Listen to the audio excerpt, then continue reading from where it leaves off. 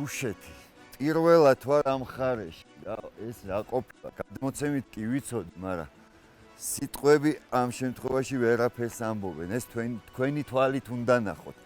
5 წუთის წინ ხო აი ცხვირთან თიც ვერ მიიტანდით. მთელი უღელტეხილი ვიარეთ, აი არ ჩანდა არაფერი და აქაც ხან ნისლია, ხან მოგეპარება, ხან გაიპარება.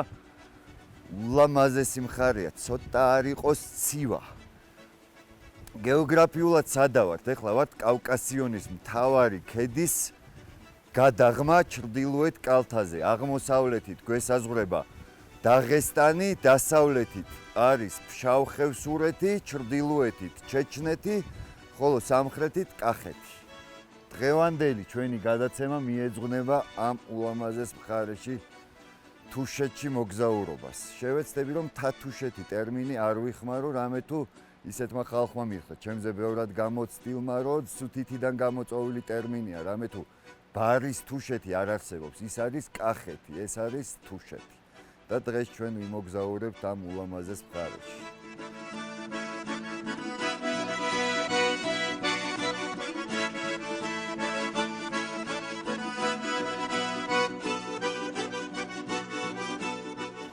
სახელმწიფო ნაკრძალი, ეროვნული პარკი და დაცული ლანდშაფტი. ეს არის სამი ადმინისტრაციული ერთეულის სახელი, რომელსაც აერთიანებს დაცული ტერიტორიები. ეს ტერიტორია, როგორც გითხარით, 1980 წლიდან იყო ნაკრძალი, ჯერ კიდევ 1980 წლიდან.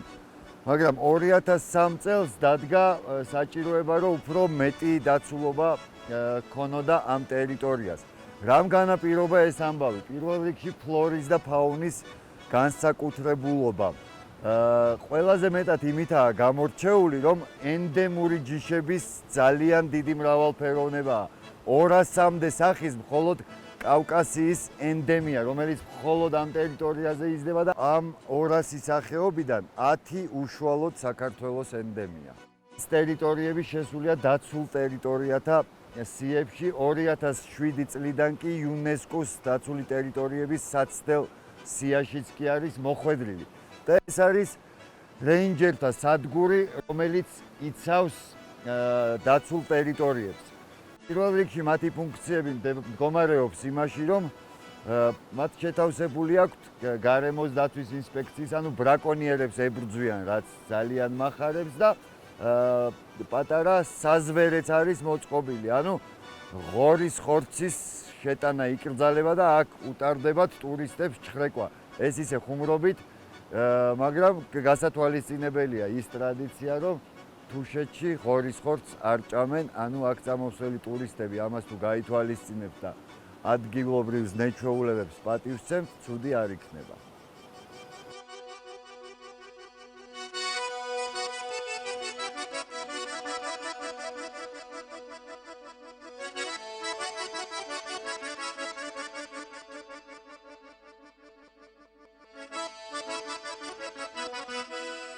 ფშავ-ხევსურეთში ჩვენ როგორც ვიცით, მიგრაცია დაკავშირებული იყო ქრისტიანობის გავრცელებასთან და უმთავრესი მოსახლეობის ნაწილმა ამ პერიოდში დაიწყო დასახლება. ხოლო თუშეთში ბევრად უფრო ძველი კვალია აღმოჩენილი ნამოსახლარების. კერძოდ, ბრინჯაოსა და ადრეული რკინის პერიოდის არქეფაქტებია ნაპოვნი გათხრებში. ძირითადად ეს არის სიმბოლოები, რომლებიც აღნიშნავს მათ საყოფაცხოვრებო მდგომარეობას და მათ საქმიანობას, კერძოდ მესაქონლეობას.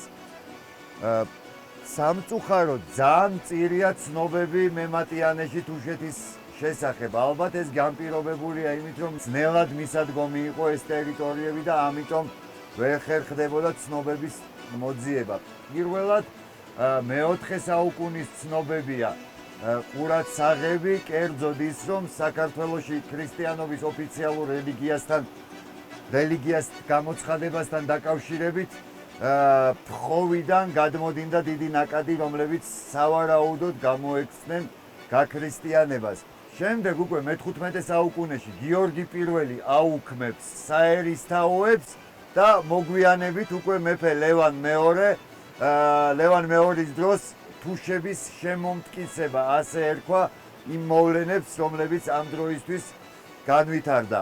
პირველი აღწერა მოსახლეობის გაკეთდა 1801 წელს და შემდეგ დაახლოებით ნახევარი საუკუნის სიხშირით კეთდებოდა ხოლმე ეს აღწერა და უკვე დინამიკაში ნათლად ჩანს მიგრაცია, როგორ იწევს, როგორ კლებულობს თუშეთის მოსახლეობა და ჩადის უკვე ბარისკენ და ამ პროცესს საბოლოო წერტილი კომუნისტებმა დაუსვეს 1959 წელს, როდესაც გააუქმეს აქაური კოლექტივები და შინ უკვე მასიურად დაიწყო ხალხის ჩადინება ბარში.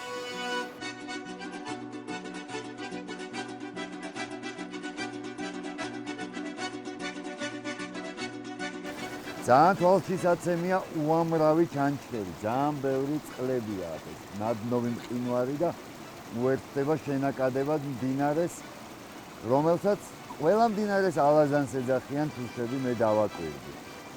და კიდევ ერთი თავისებურება, არსებობს პირიქითა და პირაქეთა თუშეთი. ეს დაახლოებით ზემო და ქვემო სვანეთის ვარიანტია და როგორც მსგავს ადგილებშია გავრცელებული, დიდად არ სწყალობენ ერთმანეთს და სულ მიდის ერთმეორის ქილიკი.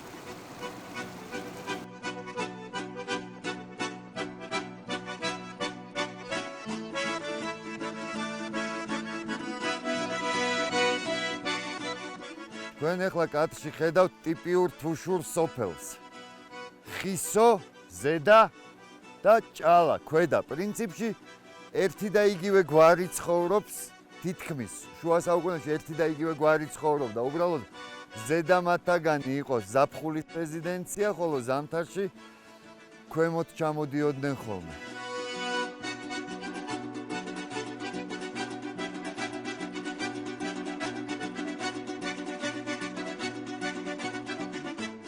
ეს არის თუშეთის ეროვნული პარკის ვიზიტორთა ცენტრი.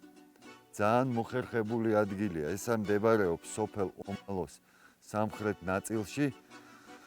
როგორც ხედავთ, შემოსაზღვრულია გარშემო ფიჭვის ულამაზესი ტყით და აქ ყველა სახის მომსახურებას გაგიწევენ თუ თქვენ მონდომებული ხართ და გინდათ ეს მხარე უფრო საფუძვლიანად დაათვალიეროთ და გაეცნოთ. კერძოდ, აქ შეგიძლიათ დაგეგმოთ ტურები, როგორც ჯგუფური, ასევე ინდივიდუალური. მიიღოთ ყოვლის მომცველი ინფორმაცია სასტუმროების შესახებ, დაჯავშნოთ სასტუმრო, დაიქირავოთ კარავი, საძილე ტომრები, გიდის მომსახურებით ისარგებლოთ და მოკლედ ყველაფერი, რაც გნებავთ, კომპეტენტური ხალხი ამაში არ დაგზარდებათ და დაგეხმარებათ და მოგიწყობთ ძალიან საინტერესო ექსკურსიას თუშეთში. და გარდა ამ ყველაფრისა, თქვენ ხედავთ, როგორ ლამაზ ადგილას არის თვითონ ეს ცენტრი განლაგებული, თვითონ როგორი ლამაზია შესახედავად ტერიტორიაზე არის კაფე მოგემსახურებათ, არის ულამაზესი გადასახედი, შეგიძლიათ ცხენები დაიქირავოთ, შეგიძლიათ ველოსიპედი დაიქირავოთ და აგრეთვე ისარგებლოთ იმ ყველა მომსახურებით, რაც აქამდე ჩამოთვალეთ.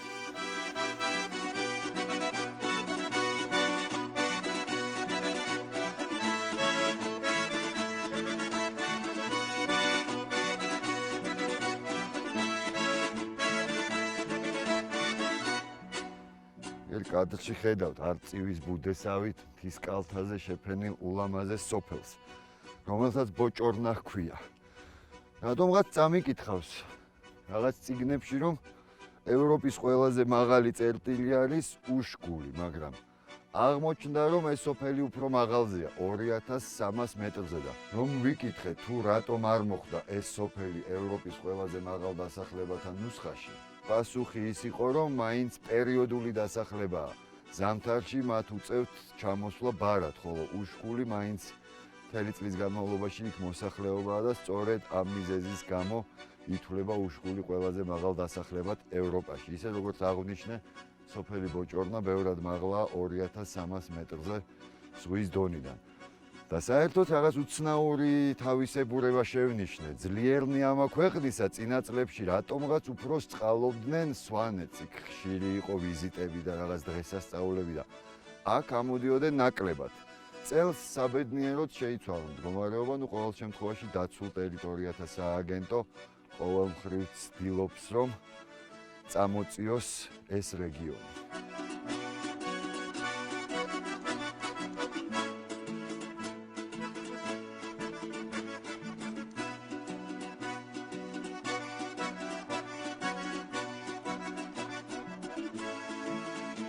უძველესი დროიდან უპირატესობა ენიჭებოდა ბუნებრივ სიმაგრეებს და ჯგუფურ დასახლებებს. შენდებოდა ასეთი ციხესიმაგრეები ბუნებრივ შემაღლებებზე და აქ ცხოვრობდა ხალხი, მანდ იყო სალოცავებიც, ჰქონდათ წყლის მარაგები და მე-19 საუკუნის მეორე ნახევრიდან, როდესაც შეწყდა შემოსევები დაღესტნის მხრიდან, აქტუალობა დაკარგა ამ სახის დასახლებებმა და მერე უკვე ჩამოვიდნენ ბარში და დაიწყეს ჩვეულებრივი სახლების შენება და ეს სახლები საქართველოს სხვადასხვა კუთხის არქიტექტურაა შერეული, რაც შეეხება ეხლანდელ დასახლებებს. თვითონ მშენებლობის ტექნოლოგიას ძალიან მარტივია, ნაშალი კლდისგან არის ნაშენი და რაც უცნაურია, არ იხმარება ეგრეთ წოდებული ხსნარი. ეს პირდაპირ მხოლოდ კლდი არის და შუაში უბრალოდ მიწით ან იგივე ამ კლდის ნაფშვენებია შუაში შეფენილი. საინტერესოა ის ამბავი, რომ რესტავრაციის შემდეგ ერთ-ერთ კოშკში განთავსდა მუზეუმი და ამ მუზეუმში დაცული ექსპონატები აღმოჩენილია უცნაურ ვითარებაში. ედუარდ შევარდნაძის მმართველობის დროს რუსებმა ჩამოყარეს ბომბები. ეს იყო ერთადერთი შემთხვევა, როდესაც რუსეთმა აღიარა, რომ ეს ამბავი შემთხვევით მოხდა და შემდეგ ჩამოვიდნენ აქ გამნაღმველები, რომლებიც აწარმოებდნენ განაღმით სამუშაოებს და ეძებდნენ ამ მინებს და სწორედ გამნაღმველებმა სრულიად შემთხვევით 10 სანტიმეტრის სიღრმეში აღმოაჩინეს უამრავი უნიკალური ექსპონატი, რომლებიც, როგორც თქვი, დაცულია დროებით, ჯერჯერობით ამ ერთ-ერთ კოშკში.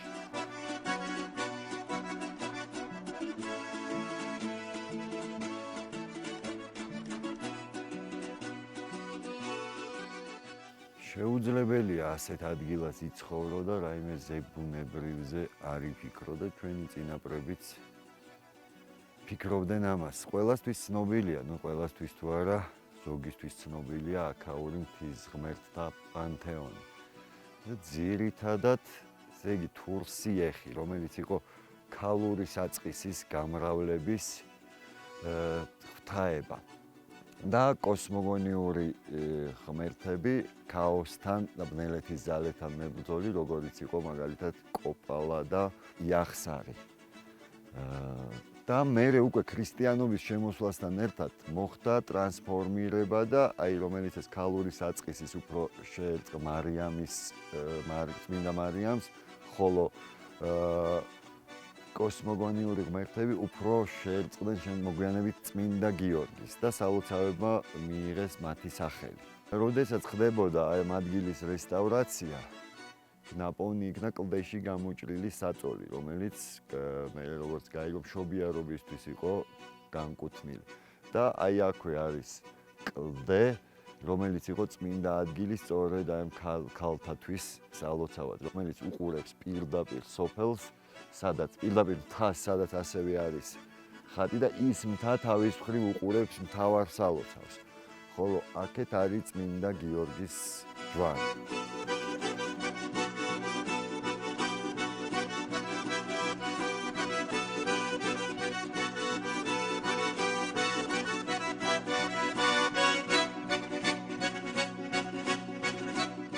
მეორე მსოფლიო ომის დაწყების შემდეგ საქართველოში სამანელთა მოძრაობა, ეგეთი ორგანიზაცია ჩამოყალიბდა. რამდენიმე ვერსია არსებობს. ერთი ვერსიის მიხედვით მათი ფუნქცია იყო დაახლოებით როგორც ფრანგული გათავისუფლების მოძრაობა და მეორე ვერსიით ისინი გერმანელებს უნდა დახვედროდნენ. ნებისმიერ შემთხვევაში იმ დროინდელმა მთავრობამ ისინი მონათლა ანტისაბჭოთა ელემენტებად და იყო საფრთხე იმის, რომ მათ თუშეთში ეპოვათ დასაყრდენი და აქ გამაგრებულიყვნენ. სწორედ ეს მოიმიზეზეს და მათ ეს ადგილი ომალოს შუაგულში დანაღმეს, რომ ისინი აქ არ გამაგრებულიყვნენ, როგორც ვახსენე და შემდეგ ასევე დატოვეს და ააფეთქეს კიდევაც. მიწასთან იყო ეს ადგილი გასწორებული და 21 საუკუნის დასაწყისში უკვე 2001 წელს დაიწყო რესტავრაცია და ეხლა ვხედავთ, რომ იდეალურ მდგომარეობაშია აქაურობა.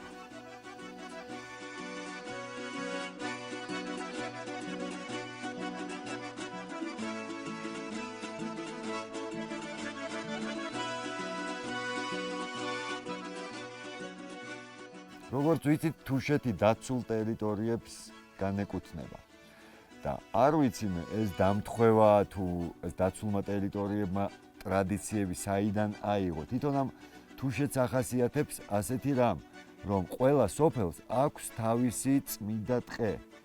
ანუ აი ეს იდეაში იგივეა დაცული ტერიტორია. საიდან იღებს ეს ამბავი სათავეს ზუსტად ვერ გეტყვით. ალბათ მაინც რაღაც პრაგმატული მოსაზრებებიდან ან რომელიღაც მკვებავი, სოფლის მკვებავი წყარო იღებდა იმ ტყეში სათავეს, ან ზვავის გაჩერება. ეს ყველაფერი ვარაუდებია, მაგრამ ფაქტი ერთია, რომ ამ ტყიდან არ შეიძლება ტოტის მოჭრაც კი. ბატონი ნუგზარი გვიყვებოდა აქაურობის ერთ-ერთი მესვეული და სულის ჩამდგმელი, ვინც რესტავრაცია მოახდინა, თავის ბავშვობის ამბავს იხსენებდა.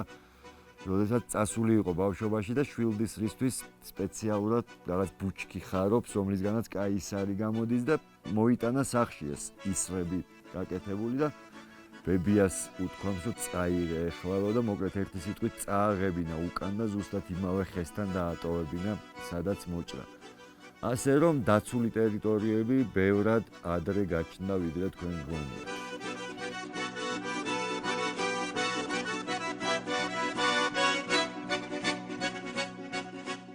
ვიზიტორთა მომსახურების ცენტრმა ჩვენი ტრიპი შემდეგნაირად დაგეგმა. რამე თუ დღეს დაღლილები ვართ ნამგზავრები და აპარატურით, დღეს გავჩერდებით საოჯახო სასტუმროში, რომლებიც ღვთისწყალობით უხვად არის თუშეთში და ძალიან კარგად არის გაკეთებული მყუდროდ და ოჯახურად შინაურულად. და ხვალე ბოლომდე რომ შევიგრძნოთ თუშეთის ხიბლი, კემპინგს დავცემთ, რაშიც ასევე დაგვეხმარება ვიზიტორთა მომსახურების ცენტრი, გავშლით კარავს და ცხენებითაც ვიმოგზაურობთ. მე რომ შემოდგომაა ძალიან კარგი სეზონია, ტურისტებიც ბევრნი არიან, ამინდი მშვენიერი და შემოდგომა თუშეთში ძალიან კარგი დროა, მინდა გითხრათ.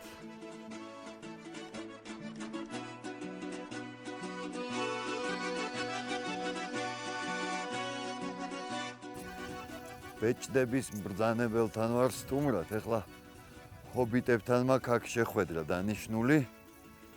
ხომ ხედავთ რა ზღაპრული ადგილია. ეს ის შემთხვევაა, როდესაც ჩემი ლაპარაკი სრულიად უადგილოა და ტყუილად ოპერატორებს ვართმევ დროს, რომ ცალ-ცალკე იმუშავონ და კადრები აიღონ. ნამდვილად ეგ ამბავი აჯობებს ეხლა ჩემ ლაყბობას.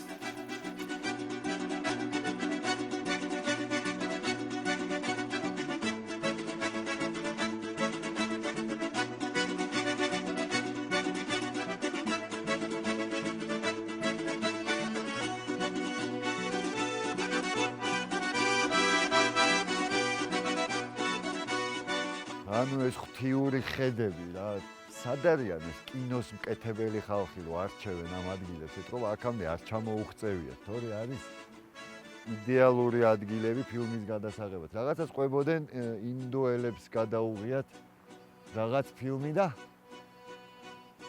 თუშეთი არ არსებობს დეზე შეფენილი ფარის გარეშე. ეს არის კლასიკა და ეხლა შევეცდები გადაუღო სურათი. დიდი ფოტოგრაფიული შესაძლებლობებით მე ვერ გამოვირჩევი, მაგრამ სამაგიეროდ ტელეფონი მაქვს ისეთი, რომ ეს იზავს თავის საქმეს.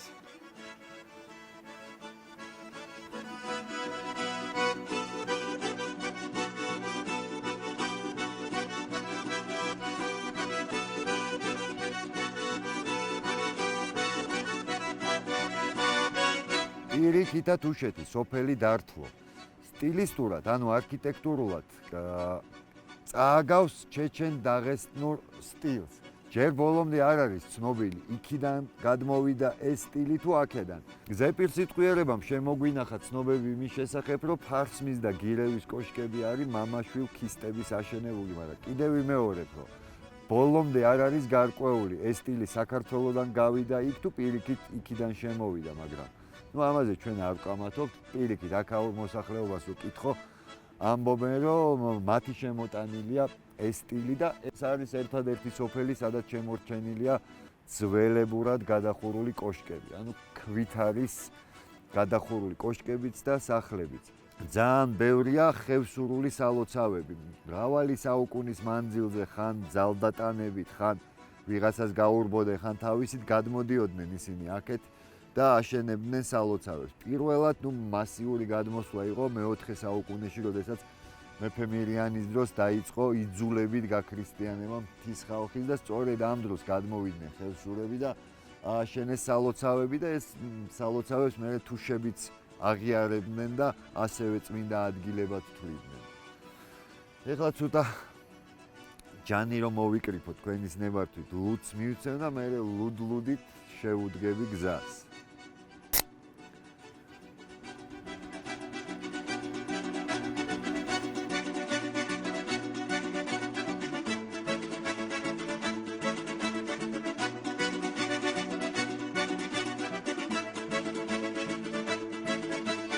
ვინმეს თუ გონია რომ ნაფიც მსაჯულთა სასამართლო ოკეანის გადაღმა იღებს სათავეს, ძალიანაც შემცდარა.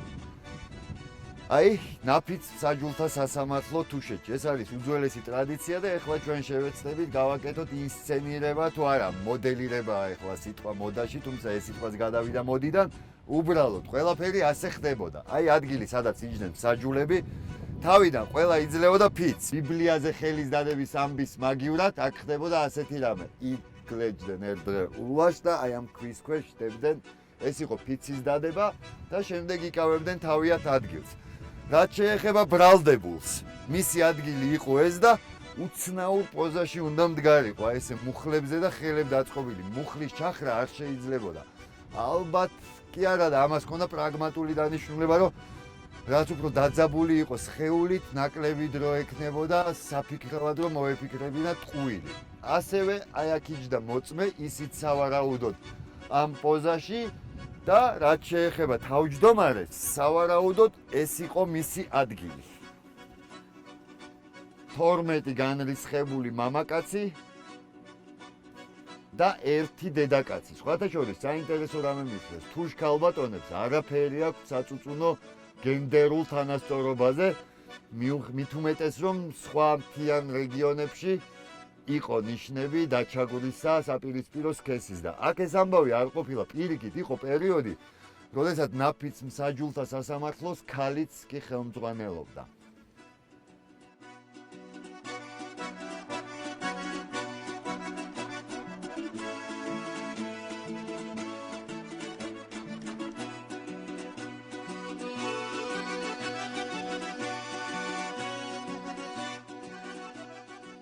ტურისტული ინფრასტრუქტურის განვითარებით ამბავში ძალიან კარგი რამე მოხდა ეს, რომ ჩეხეთის მთავრობასთან ერთად დაცული ტერიტორიების სააგენტომ განახორციელა პროექტი ელექტროფიკაციის და ამ ეტაპზე მხოლოდ კერძო სასტუმროებს დაუმონტაჟეს ეს მზის გამათბობლები და ალბათ ნელ-ნელა მოსახლეობაზეც გადავლენ.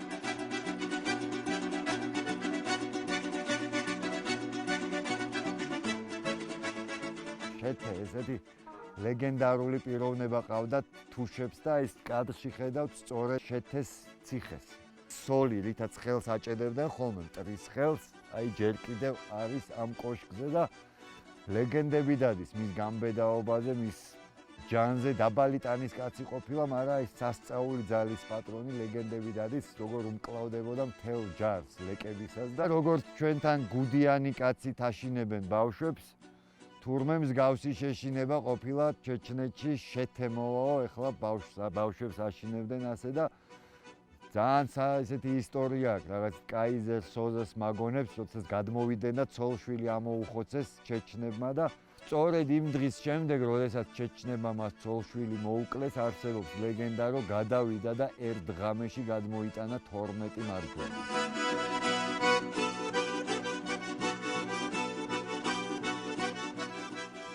და დაცული ტერიტორიების სააგენტომ ჯანსაღი ცხოვრების წესის დამკვიდრების მიზნით მოაწყო ველოტური აი ამ უღელტეხილზე, ორად იყო მარშრუტი გაყოფილი. პირველი ნაწილი იყო 18 კილომეტრიანი, ხოლო მეორე 45 კილომეტრიანი. და ერთადერთი რითიც შეიძლება ამ აღმართმა დაგაწყნაროს იმით, რომ ხედებია კარგი. და კიდევ ერთი მოხდა ნიშნულის გახსნა. მე ხა დიდი კარტოგრაფიული ნიჭით ვერ გამოვირჩევი, მაგრამ რამდენიმე რუქაზე სწორედ ეს უღელტეხილია ევროპის და აზიის საზღვარი. და ამ შემთხვევაში ველოსიპედისტები როგორც აზიელები, ასევე ევროპელები გამოდიან.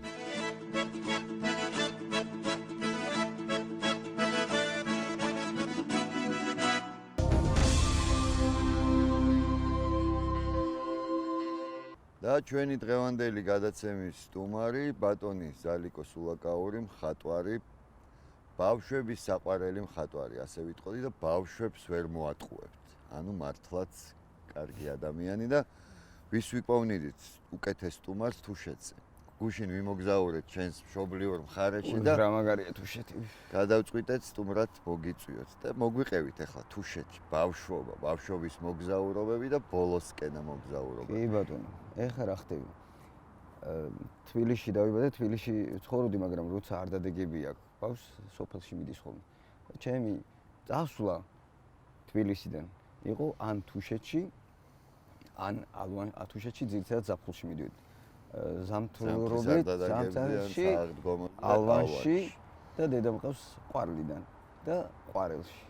აი, როგორ არის დალექილი კეთილად ჩემს გულში აი ეს აღმოსავლეთ საქართველოს თუშეთი, აუ ძალიან მაგარია რა. აი, ხო არის სიმღერა რა ლამაზია თუშეთი. ვისაც არა აქვს ნანახი თუშეთი, დოჩანაშვილის არ იყოს ბედნიერია პირველად ნახვის ბედნიერება რო აქვს წინ. თუ არ გაქვს თუშეთი ნანახი, ჩათვალეო საქართველოს არ გაქვს ნანახი. არ მქონდა ნანახი და პირველად ნახე და მართლა ეგ შტაბ-ეჭდილებები მაქვს. ყველანაირი ულტრიზების გარეშე, ეგეთი ლამაზი მხარე საქართველოში არ მინახავს. მე ძალიან ბევრი კუთხე მაქვს მოვლილი და შენი არ იყოს თუშეთისა, ერთადერთი კუთხეა ულამაზესი სვანეთი, რომელიც არ მაქვს ნანახი. ჯერჯერობით ვიტოვებ იმ ბედნიერებას, მეც დოჩანაშვილის არ იყოს, როდესაც წავალ. მე ნანახი მაქვს სვანეთი, ახლა არ მინდა რომ სვანებს ეწყინოთ, მაგრამ თუშეთი ცოტა უფრო მომეწონა. აჰა, გემოვნებაზე არ დაუბენო და რა. თუშის სტუმარი რომ მყავს, მაგას მაგიტო ვიძახი, პატრიცემულ მაყურებელო. ხო, არა, კაია, თუშეთი არის კაი. აი ბავშვობის ის მოგზაურობების, შენი შტაბ-ეჭდილებები მაგ ულამაზეს მხარეზე. აი, მოდი იქიდან დავიწყოთ, რომ ბავშვობიდან ჯერ საერთოდ შემოქმედის სულ უნდა მოგზაურობდეს და ბავშვობიდან ყველანაირად ვცდილობდი რა ჩემი ოჯახის წევრები რომ სადღაც წავიყვანოთ. მაგალითად, ეხლა აქ კუსტვის მიდამოებზე ხო ვართ რა. აი ამ ტერიტორიიდან დავიწყეთ. შაბათ კვირა რომ მოვიდოდა სკოლაში რომ არ მიდიოდ, რა ვქნათ და დედაჩემი მამჩემი მომკიდებდნენ ხელს და ამ ტერიტორიას დავლაშქრავდით ხოლმე. მერე ნუ თუშეთში რომ მიდიოდ ძალიან საზღარი ბავშვები ვიყავით, მე და ჩემი ტყუპისცალი. საზღარს რაში გამოიხატე მავნეები და თელი თუშეთი ტურბინდებით დაგვდებდნენ რომ რამე არ გაგვეფუჭებინა. წესით არც არაფერს არ ვაფუჭებდი, ერთ რამეს მოვყვები. აი ცივილიზაცია შემოვიდა თუშეთში და ეს როგორ გამოვხატეთ და როგორ აღშფრთო ვანდით კი არა და აღშფრთო თუ როგორ თქვია. გავგიჟდით რომ ერთმა კაცმა ფარსმაში ყველა სახლი სიპიქვითაა დახურული და ულამაზესია და თხელი ჟესტით გადახურა თავისი სახლი და აი წარმოიდგინეთ შორდა რომ შეხედავ ანათებს. ამოვარგია. რაც არის იმ ბუნებიდან და იმ სილამაზიდან სიმახინჯის პატარა ნაპერწკალი ჩააწვეთა. აფერი თუ ნუ ვერცხლის ფერი კი არა, აი ანათებს. პრიალებს სარკის. თან ეს იყო თხელი. და თუშური დღეობების დროს არის მაქალაც ეძახიან ხის ხმალს გამოთლის და აწესრიგებს იქაურ სიტუაციას და რომ დამთავრდა დღეობა, მე და ჩემ ძმას ეს ხმლები გვაჩუქეს. ბავშვები ვართ. ჩემმა ძმამ გადახედა და აბავთხილად იყავი, ვინმე არ მოვიდეს აძვრა იმ სახურავზე და გამწარებულმა როგორ დაამახინჯა არჩილამ ეს თუშეთის ეს სილამაზე და დაუჩხვრიტა მთელი სახე. მე არ ვიცი ეს არჩილა ვინ არის, ახაცა და ჩემი ძმა ეშმაკი იყო, მოწვა მოდის არჩილა და როგორ დამახსოვდა. ჰემინგუეის გავდა რა, თეთრი წვერი და მე ჩემთვის გავარ და გავხედე ჩემს დაიმალა. და მოდა ბაქო. მეთქი ვინ არის? და დღემდე მახსოვს ისეთი გამილაწუნა. ერთი დამარტყა და დავიდა. აი კინაღა მოუკვდი. რა მერტყავ კაცო? შენ დაამახენჯე ეს თუშეთი და მე ხო გითხრა არ ვარ, აი ჩემი მოქმედებით, უბრალოდ ჩემმა ძმამ გააკეთა. და გავცილდა ხმები რომ ეს ძმები რაღაცას აშავებენ. მავნებლობენ ძმების ულაკაურე. მავნებლები არიან. ხო და მე ბავშვობაში მქონდა ეს თუში მეცხვარეები, აი ნეტა რა არის და როგორ მინდოდა ფეხით ავსულიყავი ან ჩამოსულიყავი თუშეთში. ხშირად ძირითადად ამ ერთფრენ იყო ძალიან ისეთი ეგზოტიკური პროფესია, ხო როგორც კოსმონავტი თუ რაღაც. არა, მინდოდა რომ მენახა და ერთი დღე ვიყავი ცხვარში, დავეხმარე გადარეკვაში. რაღაც პატარა მანძილზე ერთ მეცხვარეს და გავგიჟდი. ხალხო, ამაზე რთული პროფესია არა. აკმაოდ მძიმე სამუშაო ჩანს. ხო გონია რას აკეთებენ მეცხვარები, არაფერს გადარეკე, არაფერს არ აკეთება. ურთულესია. წარმოიდგინე, გაახარ და შეიძლება სეტყვაც წამოვიდეს, შეიძლება გრიგალიც იყოს, ამ ქოლგის არ იყოს აქციოს ყველაფერი და შენ ცხვარს უნდა ზდიო. შეიძლება დათვითულგელი გამოჩნდეს, ხო? ურთულესია. უღელტეხილზე გავჩერდით ახლა უკანა გზაზე საშინელი მისლი ჩამოწვა, ხო? და ნუ აი რაღაც 2 წამით მოგვიწია მანქანიდან გადმოსვლა. და იქ იდგნენ ტყემსები წვიმის ლაბადებში და იმაში ცეცხლთან და ნუ აი კიდე ერთხელ იქ მივხვდი. ნუ ჩვენ 2 წამით გადმოვედით და იმათ თელი მთა ჰქონდათ გზა გასავლელი. გადასავლელი. ხო და ეგრე მოხდა ერთხელ 94 წელს ჩემმა ბიძაშვილმა მითხრა რომ ძროხები უნდა გადმოვარეკოვო. მე ვთქვი ამაზე კაი შანსი არ მექნება, მეც მოგყვები თან. და დაართლოდან ჯერ უმალოში და მე უმალოდან ზემო ალმაში ჩამორეკა ეს ძროხები. და მე და ეს ერთი ჩემი ძმაკაცი წამოვყევით. 2 დღეში ხო ჩამოიყვანეთ. დაგვწყდა ფეხები და ამან უფრო მეტად დაამტკიცა რომ ურთულესია საერთოდ მეცხვარეობა და მეძროხეობა და საერთოდ აი ესეთი მესაქონლეობა. გზა თქვენ ბავშვობაში უკეთესი იყო თუ ეხლა უკეთესია თუ იგივეა? იცი როგორ გითხრა, აი კაცმა თქოს დიდად არ შეცვლილა. აი რაც მახსოვს. ჩემ ბავშვობაში ძირითადად ვერ გადმოფრენდებოდა. იყო ეგ სიამოვნება თქვენს ბავშვობაში. და ეხლა ხო არ არის ეგეთი სიამოვნება. მე ჩემს ჯეილობაში იყო კამაზზე, სად იყო ჯიპები მაგდენი, კამაზზე დაჯდები და 8 საათი გაჭანჭყარე. ზევიდან გახარ და კუზაოზე. რო არ გადავარდე, გახედა ერთი ბორბალი ჰაერში ტრიალებს, აი ესე და მე მიაღწევ დანიშნულების ადგილს, ერთი კვირა რაღაცა გარაკრაკებს, ისეთი რთული არის ეს მგზავრობა. ეხლა რა უცებ ეხლა წინა საუბარში სანამ და კამერას ჩავრთავდით წამოქს და ფეხით მაგ გავლილი ეგ გზაო. ხო, ხო და აი ძროხები ჩამოვრეკე. აი ფეხით გავიარე თან 2 დღეში და დაამწყდა ეს ფეხები, მაზოლები ამომივიდა და ხო კინაღა მოუკვდი, მაგრამ რას ვაკვირდები რომ როცა რაღაცა გიჭირს, მე მომავალში კარგად იხსენებ ხოლმე. ტკბილად გახსენდება ეგეთი მომენტები და აი არის შეიძლება ჩემი გონებიდან აი ეს თუშეთის გზა. ჯერ თუნდაც იმიტომ რომ ფეხით რომ მიდიხარ, ნელ-ნელა ყველაფერს იზეპირებს, სწავლობ აი ამ ბუნებას და ვიცი სად რა კენჭია და სად რა სიტუაციაა. თითქმის ყოველ ზაფხულს ადიოდით ხოლმე თუ როგორ? ბავშვობაში ყოველ ზაფხულს და ამ ბოლო ხანებში ვეღარ ვახერხებ და ბოლო ვიზიტი როდის? ბოლო ვიზიტი 1 აგვისტოს ავარდი შენაქოში. დღეობა იყო რამე? დღეობა არ იყო.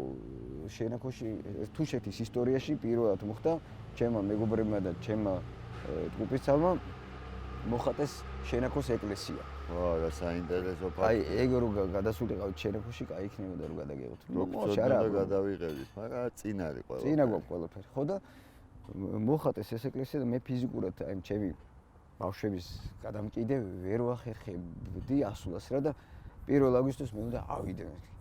თან ბილეთები მაქვს ნაყიდი, უნდა წავიდე საფრანგეთში. და ისე მოხდა რომ თუშეთი, ეხლა ამ ზაფხულს თუშეთში ხო ვიყავი. პატარა წვლილი მეც მივიღია მე ტაძრის მოხატვაში, ერთი კედელის მონახაზი მე გავაკეთე და ჩამოვედი, წავედი მე საფრანგეთში, ჰოლანდიაში და ბელგიაში. დამიჯერე თუ შეძე კაი სიამოვნება და ბედნიერებას ვერსად ვერ მიიღებ. ეხლა მომიყევი თუში კაცის შეგრძნებები ევროპაში. სხვა ქვეყნებში აი მოგზაურო. ვიღაცა რომ მითხრას, აი ბევრ ქვეყანაში ყოფილვარ და რომ მითხრას, რომ აი უნდა წახვიდე, ღმერთმა დამიფაროს, უნდა წახვიდე და სხვა ქვეყანაში იცხოვრო. ჯერ დავიღუპები ალბათ, მაგრამ მე ვიფიქრე, აი სად წავიდოდი და შარშანწინ იტალიაში რო ვიყავი, აღმოაჩინე რომ ფლორენცია არის ძალიან პატარა უმაგრესი ქალაქი. ну აღარ ვიძახი იქ ლეონარდო და მიქელანჯელო დაცუნცულებდნენ, მაგრამ აი ძალიან მაგარია რა. რა მოგხიბლა?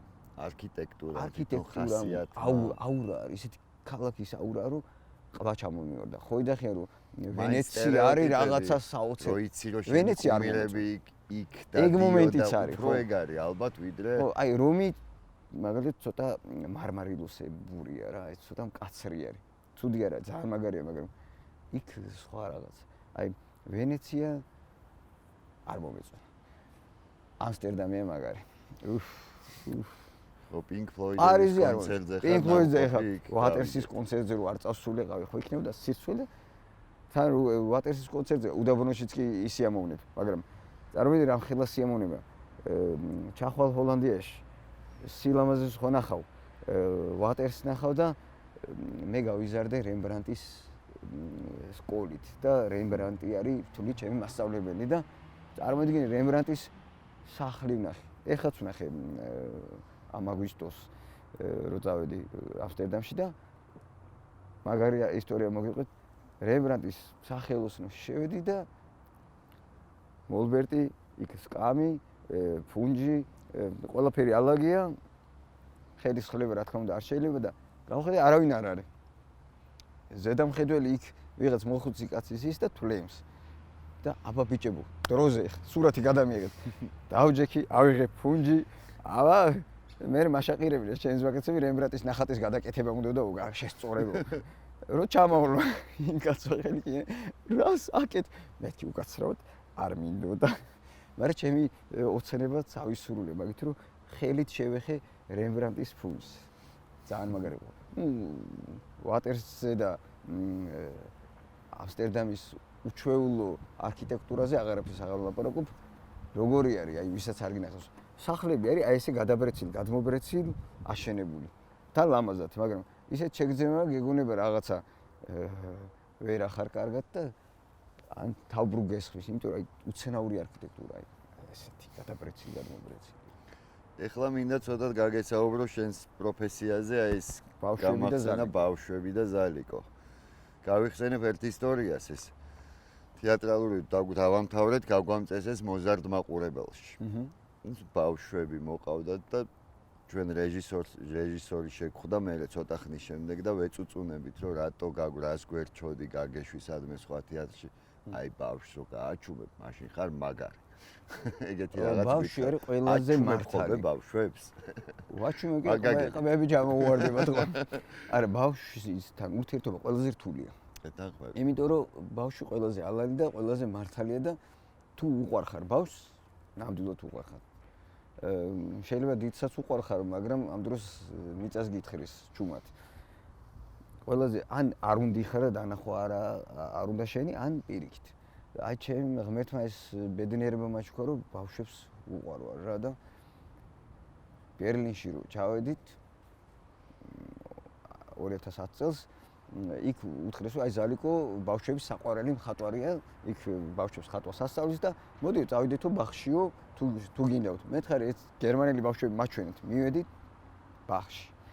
და იქაც ჩაუტარე პატარა გაკვეთილი ამ ბავშვებს და აი რატომაც აქაც ეგრე ხდება ლამაზ ბავშვებს კი ასეთ ბავშვებს ვეფერები და ვეხუტები და აქაც ამ წიწილასავით ოქროსფერი გერმანელი პატარა ბავშვები ჩამწკრებულან ჩემს ირგვლივ და ყველას დაუწყე მოფერება. ის თავისთავად მოდის რა. შეურაცხყოფად მიიღეს. იქ ვინც მიგიყვან, რას აკეთებს? მიფერება ბავშვი.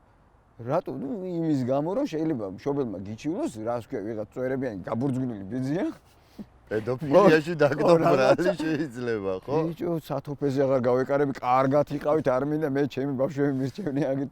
საქართველოში რომ აი ესე გიждდებიან მე ვიძახი ხოლმე თოვლის ბაბუ ვარ 2 საფხულის მაშინ რომ გამითეთრდება ძვერი და თმები მაშინ უკვე ზამთრის გავხდები ალბათ მაგრამ ბავშვებს ყველას უყვარს ხატვა და წარმოიდგინე ვიღაცა გაბურძგვნილი იქნება თუ არა გაბურძგვნილი ადამიანი არ აქვს მნიშვნელობა ის რომ შენს საყვარელ საქმიანობას უფრო მეტად აგიხსნის როგორ ხდება და გზას მიეცინის გზა ფართოს ვარიანტს გიშვება რომ აი ესე აი ამ გზაზე იარე სწორედ იმ ბავშვს აუცილებლად უყვარხარ და ალბათ მაგის გამოა რომ ამ ბავშვებს თოვლის ბაბუასავით შევაყვარე თავი თუ თოვლის პაპასავით უნდა თუშეთში როგორ ამბობენ ხო პაპას ამბობენ აღმოსავლეთ საქართველოში პაპას ამბობენ საერთოდ მე მიმეჩნევ პაპა უფრო ისე ჯიგრულად ჟღერს თოვლის პაპა კაცურად ეს ხო ბაბუა ცოტა რაღაც ლიტერატურულია და პაპა რაღაც ლიტერატურული არა ბაბუ არის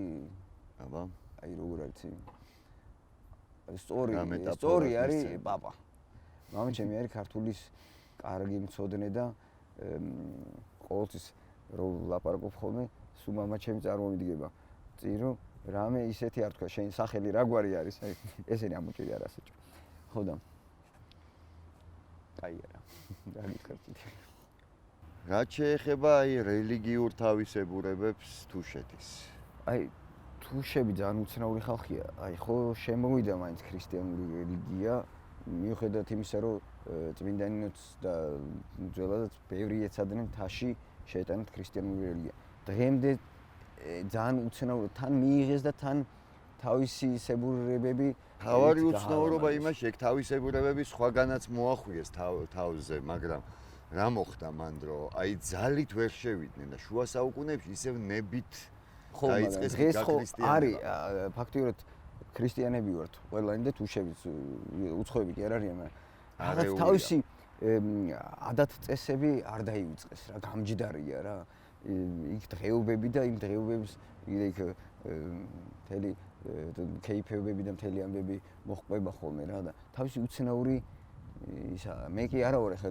დიდად გათვითცნობიერებული ამ იქაურ რელიგიურ წესჩვეულებებში მაგრამ ნუ მე რამდენადაც გავთვითცნობიერდი მან რა მოხდა რომ მოხდა შერევა ის ძველის დაიტოვეს და ეს ქრისტიანულიც ის შეარწეს ამით ფიქრობ არც დამახინჯდა და არც ირიქით მე მგონი რაღაც ისეთი ეგრეც უნდა იყოს იმიტომ რომ იმ ბუნებას და იმ ადამიანს უნდა შეერწყას ეს ქრისტიანული რელიგია და დაახლოებით ეგრე მოხდა ალბათ რა ძალიან მაგარი ხალხი არიან თუშები და ყოველთვის ვიძახი ვამაყობ ჯერ იმით რომ ქართველი ვარ და თუშეთის კუთხის რო ვარ რა ძალიან უცნაური გამოთქმა აქვს ხო აი მე მაგალითად ეს კილო თუშური კილო კავი ბებია ჩემი მამას ქართულად ვერ ლაპარაკობდა ეხლა ჩვენ რა ენაზე რა როგორც ლაპარაკობთ ეგრევე ვერ ბაზრობდა და თავისებური ამ თუშურად რო ლაპარაკობდა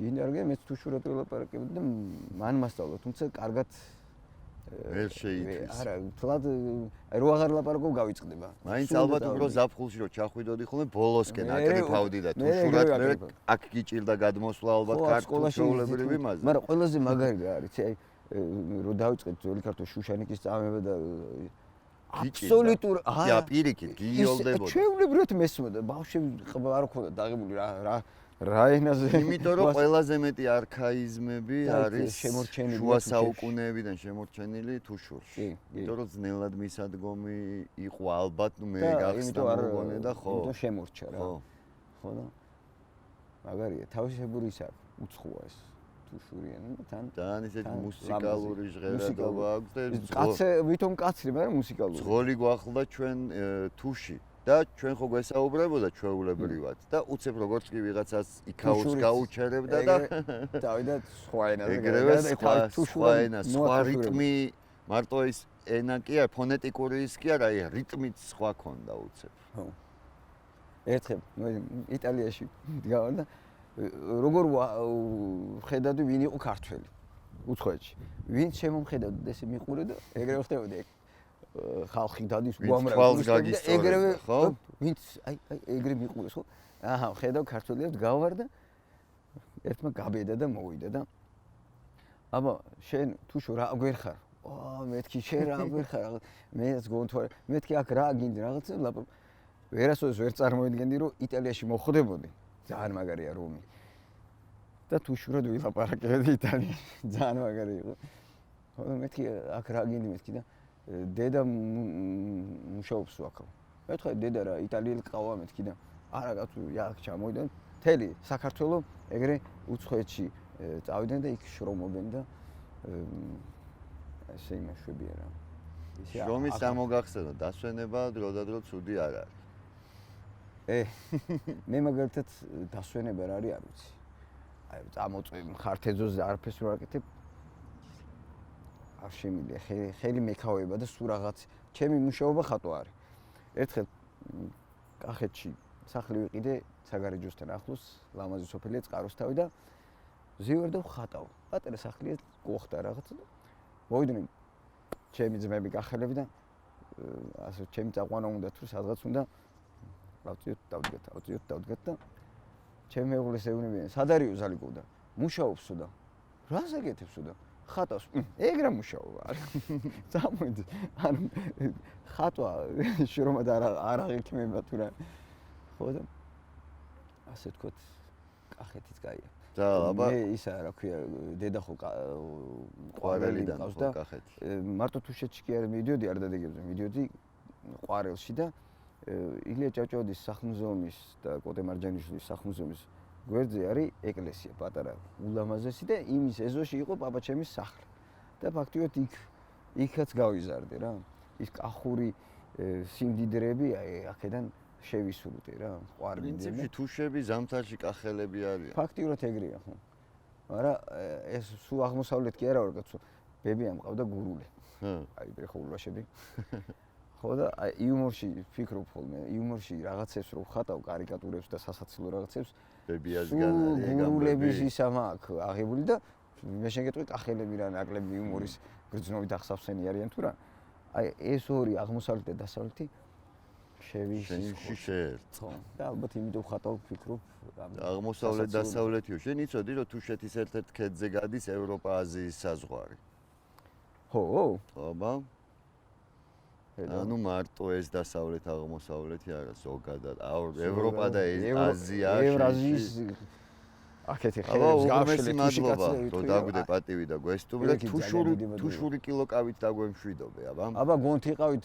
არას იგონაოთ დიდი მადლობა მაყურებელსაც მადლობა მომავალ შეხვედრამდე კარგად